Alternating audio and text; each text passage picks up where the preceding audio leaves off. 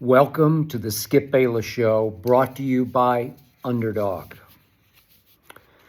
I'm about to spit fire about every last thing I truly, deeply believe about the 2025 Dallas Cowboys and the 2026 Dallas Cowboys. I'm about to tell you exactly and painfully why 2025 was the most disappointing season of my cowboy watching, cowboy loving, cowboy living and breathing for life. And I started following this team, living for this team when I was 10 years old in their second season of existence. I've been doing this for a long, long time. A year ago, you might remember, I said I've seen enough of Jerry Jones owning and operating the Dallas Cowboys. Even with Micah Parsons, I said enough. We're going to struggle and we're going to fail. And the Philadelphia Eagles, I hate with all my heart and soul, and have since I was 10 years of age, are going to win the Super Bowl. I predicted it before the season started because Howie Roseman had run Super Bowl rings during that offseason around Jerry Jones, the general manager of our Dallas Cowboys. I picked the Eagles to win. And I looked up with a couple of minutes left in the Super Bowl, and they were ahead 40-6 over Patrick Mahomes and the Kansas City Chiefs. 40-6 they led. But this year, as I think you know, I just had a good feeling about this football team, with or without Micah Parsons. I truly, deeply believed we were going to experience this weird, cosmic, harmonic convergence of past and present.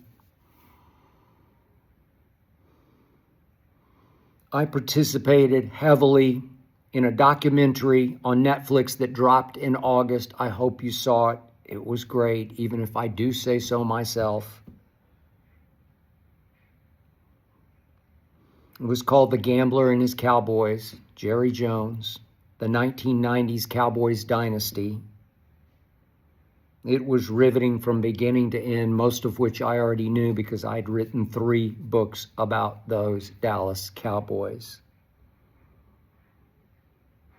I just felt like the football gods were finally going to shine after 30 long years of not even making an NFC championship game on the Dallas Cowboys, and somehow the football gods were going to look down and say, new team, meet old team. Somehow the glorious past was going to influence a glorious present.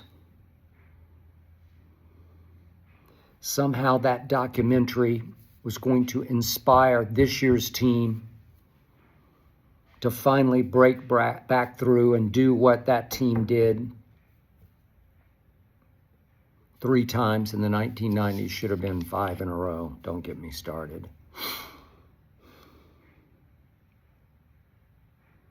I know Dallas Cowboys Super Bowls. I covered Roger Staubach's Dallas Cowboys. Greatest Cowboy quarterback ever was Roger the Dodger. Greatest clutch quarterback. The initiator, the originator of the Hail Mary to Drew Pearson. I knew those teams. I knew the doomsday defenses. I knew Too Tall and Harvey Martin and Randy White. I knew Charlie Waters and Cliff Harris. I knew Roger and Tony Dorsett and Drew Pearson and Tony Hill. I knew Coach Landry pretty well. Spent a lot of time around him and them. I know what Super Bowls feel like, look like, taste like. I was there throughout the 1990s for Jimmy's Dallas Cowboys. I knew Troy Aikman and Emmitt Smith and Michael Irvin. I knew Charles Haley and Darren Woodson. I know what that felt like. I'm not spoiled as a Cowboy fan. I'm educated. I'm smart. I know what that feels like, tastes like,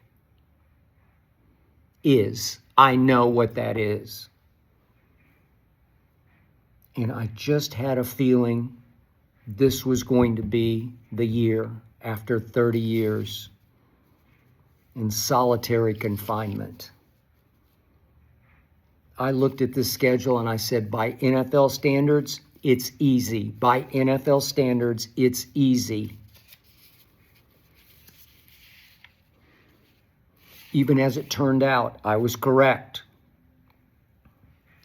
We had to play only 6 playoff games 7 times. The Eagles obviously counting twice. 6 playoff teams 7 times. That's pretty easy as they come.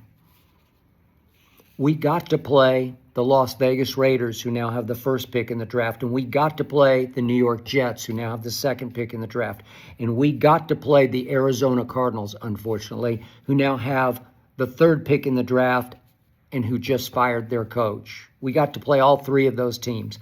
Within our division, we got to play the New York Football Giants, unfortunately, twice. They now have the 5th pick in the draft. That's how bad they were. We got to play within our division a surprisingly awful football team, the Washington Commanders, who now have the 7th pick in the draft. We got to play those teams. It should have been dub. We should have been way, way, way better than 7-9-1. Most disappointing season in my Cowboy-loving life was this season, and I'm about to tell you exactly why. We began this season, as you well remember, on opening Thursday night at Philadelphia. And I read a lot on the internet that said, oh no, Jerry's going to get his. He's going to get humiliated by Howie Roseman and company on opening night in Philly on banner-raising night. And I said, no. And I predicted my Cowboys would win that game because the Eagles' minds would be more on what they had accomplished than what they needed to do that night against my very talented football team. I thought that game would have detonated the season. It would have launched us into becoming the surprise team of the National Football League in a most positive way. And we played the hell out of the Eagles that night. And I saw flashes of everything I thought I would love about this team except for one. If you had told me going into that night that the Cowboys would lose and you had given me 1,000 reasons to choose from about why they would lose, number 1,000 on that list for me would have been C.D. Lamb. I said going into this season, there's one player I do trust for a fact every single Sunday or Monday or Thursday. C.D. Lamb, my one baller.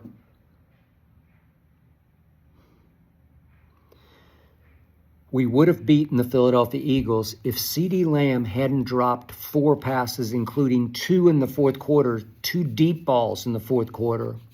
If he catches one, we have a very good chance of winning. If he catches both, we win. We lost 24-20. I was devastated. I was shell-shocked. I still haven't quite gotten over that. That was our launching pad game at Eagles. Statement game at Eagles. Detonation, starting point at Eagles, and we blew it because of the one player I said was my favorite player, the one I had proclaimed was the best receiver in football. Dropped 4 passes, and gave you an indication of what was not to come because he didn't even make the Pro Bowl this year. C.D. Lamb. Mary had a little lamb on opening Thursday night.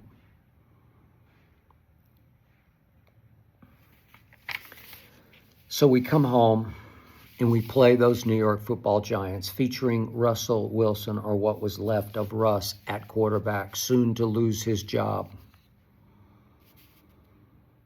We won, but it took an extra quarter. It took overtime. It took the greatest kicker in the history of football, or so I was saying at that moment, making a, 61-yarder to tie it at the end of regulation, and then making a walk-off field goal to win it in overtime. After Russell Wilson finally made the only mistake that either team really made in the whole football game. He threw an interception that gave us a shot at a walk-off field goal. Thank you, Russ, for that parting gift. And of course, of late, the greatest kicker ever, quote unquote, slumped. They all seem to slump except for Adam Vinatieri, who was the greatest kicker ever. But once they go south mentally, once the demons get a hold of their psyche and start chomping away, it's hard to get them back. I worry about Brandon Aubrey going forward because he slumped. He started to lose his faith in himself at the end of the season. What? The other biggest takeaway of that day, that survival against the New York Football Giants, was our defense surrendered 506 yards to the Giants. 506 yards after they lost Malik Neighbors for the season to season-ending knee injury in that game, as you recall. What? We gave up 506 yards? Yikes. Okay, but we won. So we go to Chicago, and I'm thinking, well, I'd marked it down as a W. I underestimated just how great Caleb Williams was going to be with Ben Johnson, but they hadn't shown that quite yet. I still think we, at that moment, were better than the Chicago Bears. And we lost it before it even started because we were not ready to play against those Chicago Bears. Maybe we took them as unseriously as I took them from a distance. It was over early. Trevon Diggs tried to play press coverage, patty-caked Adunze, who just blew right by him for an early touchdown. They just strolled away from us 31-14. CeeDee Lamb lined up as a running back and busted a play wide. Got his ankle bent over, high ankle sprain, gone for 3 games. It was disastrous.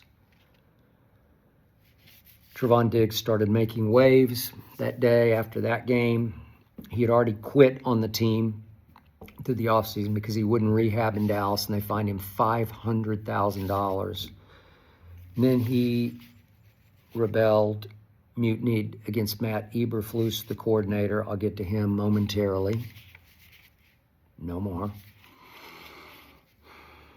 But Trevon Diggs just quit on the team, wouldn't practice, his heart wasn't in it. I said the day Micah was traded, you might as well just throw Trevon Diggs in the deal. Just send him up, see if we can get one of their young corners back in return.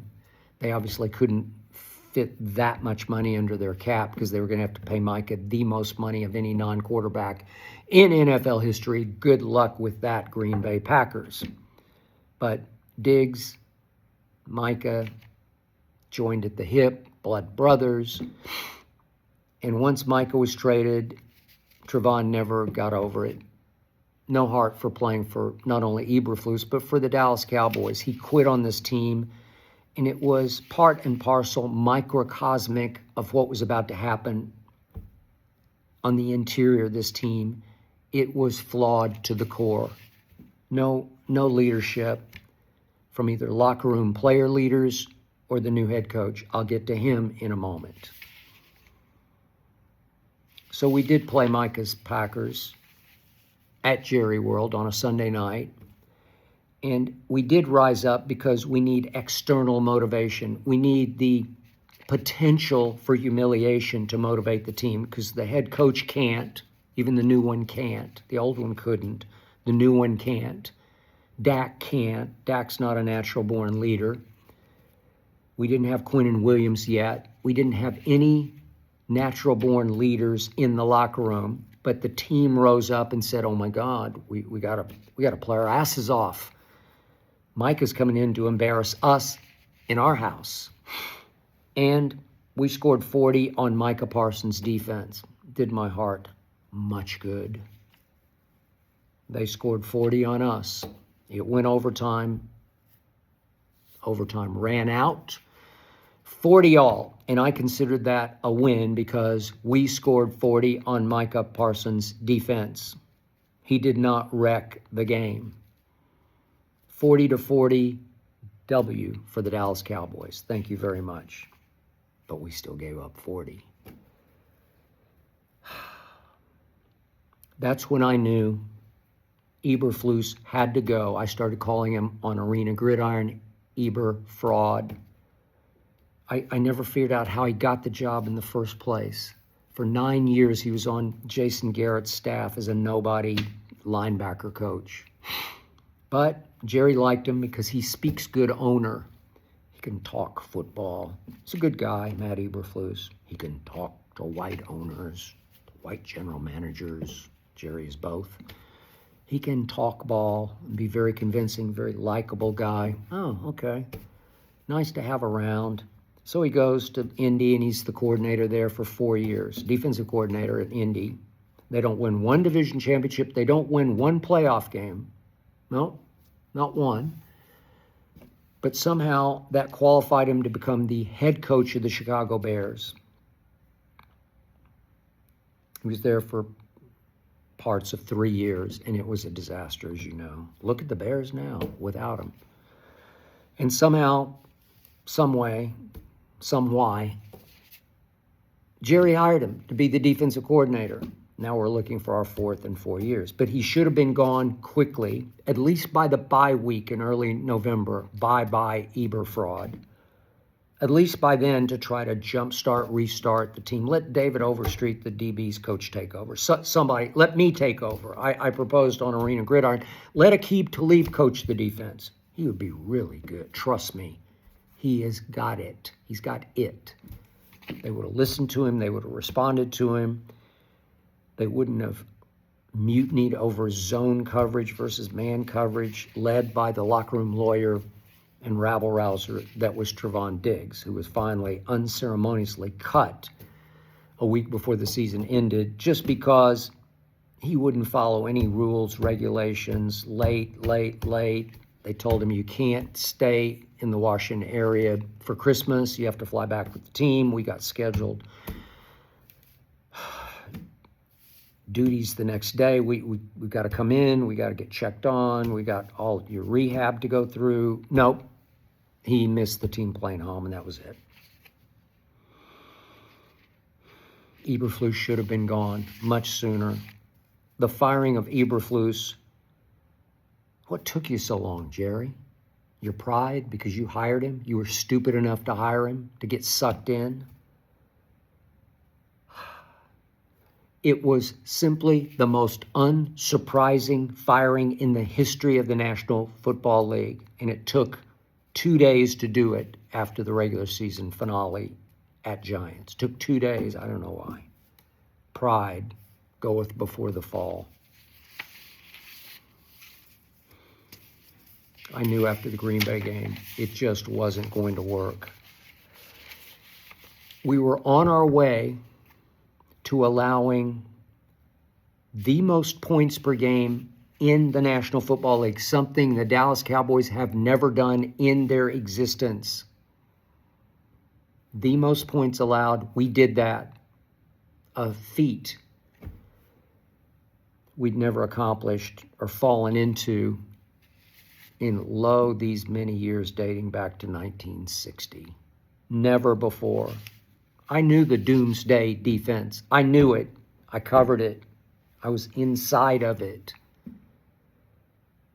This was the dooms us defense. Dooms us defense. Dooms us. Never seen anything quite like it. Silly me, I thought we could rush the passer. We had a collection of pass rushers who were all pretty to very good, and I didn't even see Jadeveon Clowney coming. I don't know. Clowney led us with 8.5 sacks, but I thought James Houston would get to the quarterback more than 5 times. And I thought Dante Fowler, who led the Commanders in sacks the year before, would get to the quarterback 6 or 7 times. How about twice? Sam Williams, he pops for me. He flashes on my screen. Second-round pick, 1 sack this year. Ezra Wack, I raved about him after I watched him at Boston College. I thought we stole him in the 2nd round. They raved about him in camp. He's special. 2 sacks. He looks small to me. He's extremely quick and explosive, but smallish, not physical. Seemed to get engulfed by offensive tackles. Just engulfed, swallowed up, suffocated. I didn't see it. Solomon Thomas flashed for me as an interior rusher, and then he was gone. You get what you pay for, Jerry. Quinnen came later. Kenny Clark was there because of the Micah trade. They pushed the pocket. Did they get to the... No, they didn't get to the quarterback. Osa had 1 huge sack against Philadelphia. I'll get there in a second. He had 3 for the year. I don't know. Just never gelled. Eberflus, no creative blitzing. Occasionally we'd send Donovan Wilson, Reddy Stewart, Shamar James up the middle. He sacked Jaden Daniels. The Washington game had Jerry World. Early 3rd quarter, knocked him out of the game. We just didn't do it enough. I didn't see creativity. Stephen Jones kept saying, we can scheme up pass rush.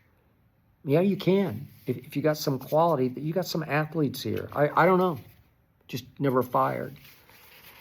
Eberflus. But allow me to say this. Allow me to warn you about this. The risk here is that Cowboy Nation will completely vilify Eberfraud, will completely demonize him, will completely scapegoat him for all of our evils. We'll pile them on him and run him out of town. And once he's left the city limits, all will be well again. No, it's not going to work that way. Way too many more problems I'm about to get to. Way too many problems that weren't his fault. This defense was in large part his fault, but not all his fault. I mean, come on, man. Players playing out of position. I don't know. It's just such a... Kenneth Murray, my Oklahoma guy, they bring him in on a bargain basement deal like Solomon Thomas. How about Kaiir Elam? That's on Jerry. He just couldn't play. Buffalo let him go for a reason. We got him cheap for a reason. You get what you pay for. That's what my mom... She didn't teach me much of anything else, but she taught me that. You get what you pay for. Kenneth Murray, you get what you pay for. Chargers said, no, that's enough. Tennessee, nope, that's enough. And we stick him at middle linebacker where he'd never played. And it was pretty much a disaster. And then I'll get to Logan Wilson. I thought he could contribute a little bit more, be the quarterback. No. Some on Eberflus, maybe a lot on Eberflus, but now we get to the nitty-gritty. So, after Green Bay, the dub, we go to the Jets. It wasn't all that pretty, but we took care of business. Jerry's caught shooting the finger at fans up in the owner's box. But just when I'm back up on the edge of my seat, thinking, okay, we're going to reverse this. We got this. We go to Carolina. We had cut Rico Dowdle because we decided he couldn't play. We went and got Javonte Williams, and we paid him bargain basement $3 million a year. Another bargain basement. Denver cut him. I like Javonte. I'll get to him in just a second, but That day, Rico Dowdle made Javonte Williams look silly. He made Jerry and company look silly. We should have won the game at Carolina. I know they stole their division, but we're better than Carolina. And Rico Dowdle runs for 183. And all told, with running and catching yards, 239. Just devastated us, and we lost on a walk-off field goal, 30-27. Rico Dowdle did that to us. And for the year, Rico wound up with a few more combination yards than Javonte did, and Rico shares time, splits time with Chuba Hubbard. That happened. Biggest disappointment of my Cowboy-loving career. That happened at Carolina. I was shook. I was humiliated. We came home and we did beat Washington. They didn't have their top 3 receivers, and Jaden got knocked out early second half. We beat them 44-22. And I thought, okay, we're going to be okay. We're going to be okay. And we went to Denver, and we had a first and goal at the 3-yard line, and Javonte was hot early against the team that cut him. Do we give it? No. We could have given it to him 4 times in a row and scored a touchdown and gone up 7-0. No. We go passing complete to CD. We go false start. We go passing complete to George Pickens, and we end up with 3. And you can't score 3 to start off with at Denver after Bo Nix has thrown you a gift interception early. And we got blown off the field, 44-24. And when I thought it couldn't get much worse, defensively, we come home for a game against Arizona on Monday Night Football. Again, Arizona's coach just got fired. They have the 3rd overall pick. They were operating with their backup quarterback, Jacoby Brissett. Monday night at Jerry World, national stage, solo stage.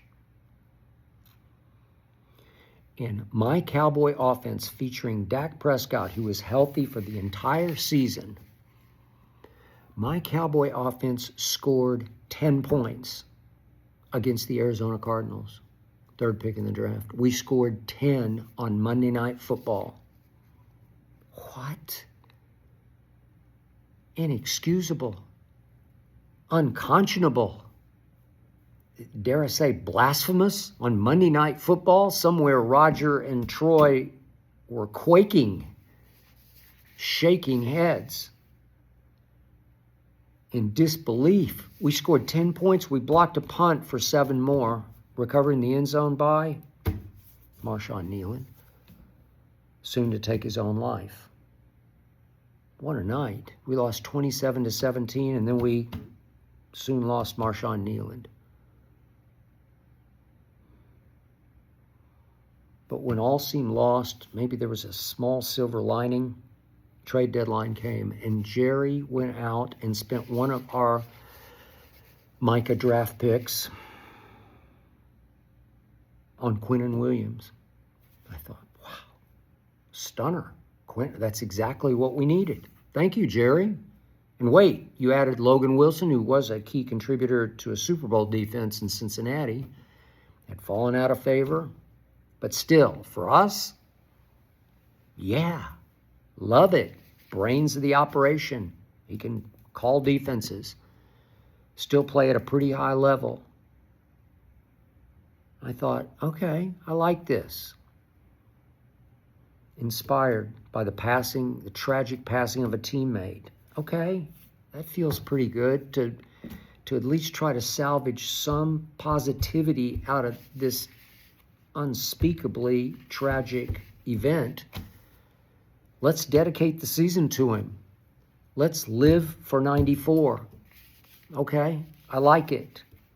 We got a dress rehearsal game, a virtual practice game at Las Vegas on Monday Night Football after the bye week.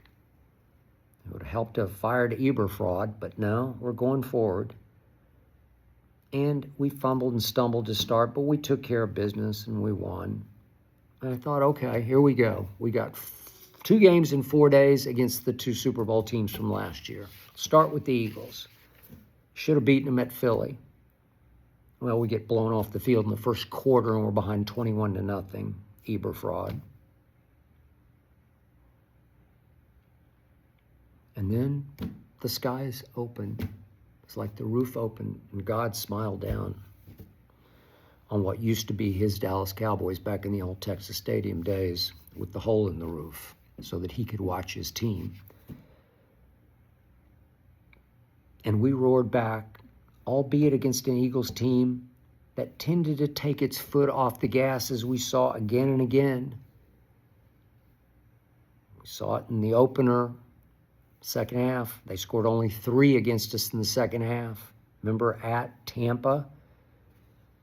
Jalen in the second half went 0 for 8. Remember Jalen at Buffalo? Second half he went 0 for 7. They tended to do this, and we took advantage. Glory be. We beat the Philadelphia Eagles, defending champs, 24-21. And 4 days later, glory be again, we beat Patrick Mahomes and the Kansas City Chiefs 31-28. We outscored Patrick Mahomes, in part because they had fallen off the cliff. They were about to go miss the playoffs. Patrick Mahomes. We caught them as they were descending. Maybe we hastened their descent, but we caught them at the right time, in the right place, Jerry World, on the right day, Thanksgiving. But man, I thought we were off to the races. I thought a fairy tale was happening right before our very eyes. I believed it with all my heart. I went crazy on Arena Gridiron, wearing my Dak jersey and my CD jersey and my Brandon Aubrey jersey. I thought Jerry Jones, of all owner-operators, was positioned to be the executive of the year because he had acquired Q, and he had acquired Logan Wilson, and he had pulled off the Micah trade that gave him 2 first-round picks and Kenny Clark. And with Kenny Clark and Quinnen, we had as strong a defensive tackle duo as there was. And with George Pickens on top of CeeDee Lamb, we had the most dynamic receiver duo in football. Or so I thought. Executive of the year. Here we go, Jerry. And here we went. Up to Detroit. It was a game I put an X by before the season started because I thought there's no way we can beat Detroit on Thursday night in Detroit. But these weren't the Lions of last year and the year before. These Lions were on their way to going 9-8 and missing the playoffs. These Lions were vulnerable. These Lions were beatable even at home, where J.J. McCarthy had beaten them. J.J. McCarthy, Michigan kid, had gone back to Detroit and beaten the Lions 27-24 with a walk-off drive. Wow. And we laid at Detroit that night the biggest egg I can ever remember under the circumstances in Cowboy history. Never in my Cowboy-loving life have I been more blindsided, more devastated, more crushed, felt more bamboozled than I did after that game at Detroit, because George Pickens didn't show up when I least expected it and least needed it. George Pickens just didn't show. He just didn't feel like playing at Detroit in the game of the year. We win this one, we're off to the races. We're going to win out and catch the Eagles and steal the division, or so I foolishly, delusionally thought. Instead, I wound up listening to my guy, Richard Sherman, on the Amazon Prime post-game show, calling out George Pickens for being uninterested and disengaged. Those are the words he used. Uninterested and disengaged in the most crucial game of the year for the Dallas Cowboys. He just, body language wasn't into it. Even Chris Collinsworth said on subsequent Sunday Night Football, he was a Pro Bowl receiver, Chris Collinsworth. He said, a receiver's mere body language says, throw me the ball because I'm going to get it. I'm going to go get it. Wherever you throw it, I'm going to go catch it. I'm going to snatch it. I'm going to snag it. I'm going to go up for it. George Pickens wound up leading the National Football League in yards per reception because he's the greatest deep ball receiver in the league right now.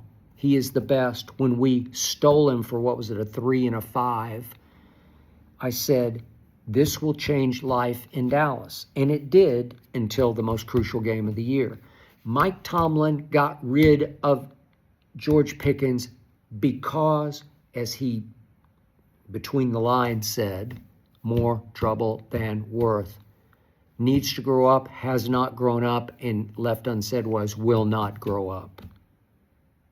Mike Tomlin gave him away because he didn't fear George Pickens coming back to haunt him. And as I speak right now, somewhere, Mike Tomlin, as he prepares for a playoff game in Pittsburgh,